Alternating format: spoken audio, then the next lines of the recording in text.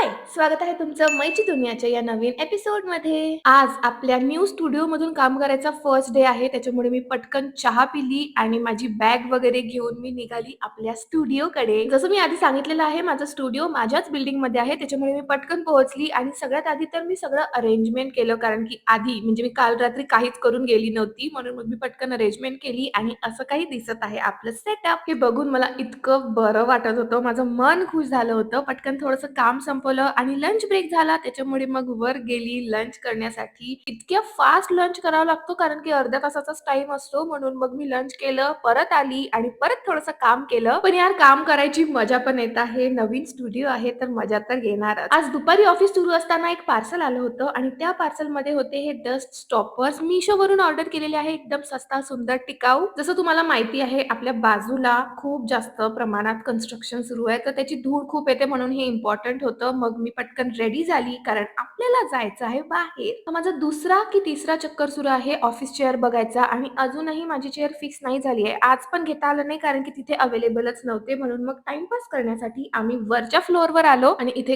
काय amazing sofa sets ठेवले होते दोस्तो. पहिले तर रिक्लायनर वाला सोफा होता ज्याने माझं मन एकदम असं त्याच्याकडे आकर्षित केलं बट घेऊ नाही शकत. त्याच्यामुळे जाऊ द्या आपण घरी जाऊया आणि आजचा व्लॉग इथेच संपवूया. भेटूया उद्याच्या व्लॉगमध्ये. बाय.